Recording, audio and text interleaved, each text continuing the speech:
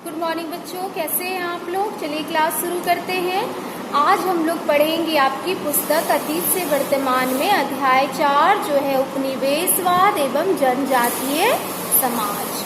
बच्चों, पिछले क्लास में आप लोगों ने जाना कि कैसे अंग्रेजों की लगान व्यवस्था ने जमींदारों, किसानों और अन्य लोगों के जीवन को कितना ज़्यादा प्रभावित किया था, कितना ज़्यादा उन लोगों की जिंदगियां बद से बदतर बन गई थी।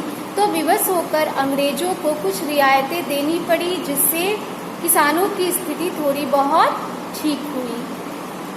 अंग्रेजों ने न केवल किसानों और जमींदारों को शोषित किया, बल्कि उन्होंने जनजातीय समाज को भी नहीं छोड़ा।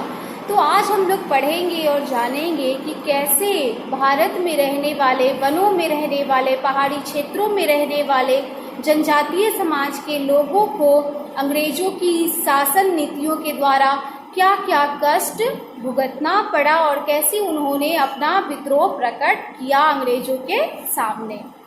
सबसे पहले तो बच्चों जानेंगे कि अंग्रेज जब भारत में नहीं थे, तब हमारे देश के जो जनजातीय समाज थे वो अपना जीवन कैसे जी रहे थे, उनका जीवन कैसा था। आम बोलचाल की भाषा में जनजातीय समाज को हम लोग आदिवासी कहते हैं। जो जंगलों में रहते हैं, दुर्गम क्षेत्रों में रहते हैं, पहाड़ी इलाकों में रहते हैं, उनको आदिवासी कहा जाता है। और वो जंगल से ही अपने भरण पोषण के लिए आश्रित रहते हैं। प्राचीन काल से ही जो भी आदिवासी लोग थे बच्चे, उनका जीवन पूरी तरह से वनों पर ही आश्रित था। उनके गांव, उनकी बस्तियां सभी जंगलों में या जंगलों के आसपास ही होती थी। हमेशा से ही ये आदिवासी या जनजातीय समाज पूरी आज़ादी के साथ जो भी वन संसाधन होते थे, चाहे वो वनों की लकड़ियां हो, फल हो या और भी चीज़ें, उनका उपयोग आज़ादी से करते थे। इसके अलावे वो लोग जंगलों को साफ करके खेती लायक जमीन बनाते थे और वहाँ पे खेती भी करते थे।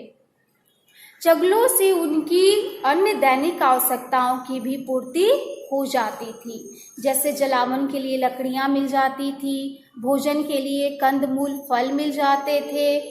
इसके अलावा शहद, जड़ी बूटी आदि भी जनजातीय समाज को आसानी से जंगलों से मिल जाया करते थे। इन सब के अतिरिक्त वे पशुपालन भी करते थे, जिनका चारा भी उनको जंगलों से मिल जाता था। उनके घर भी जंगलों की लकड़ियों से बने होते थे।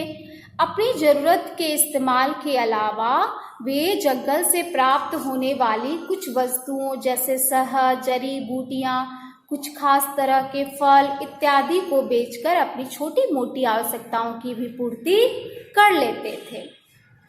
तो इस तरह से पूरी तरह से आदिवासी लोगों का जीवन जंगलों पर ही आश्रित था। इनके उद्योग धंधे भी जंगलों पर आधारित थे। इस तरह सदियों से पूरी तरह से जंगल पर निर्भर रहने के बावजूद आदिवासी लोगों के द्वारा जंगलों को कोई नुकसान नहीं पहुंचता था।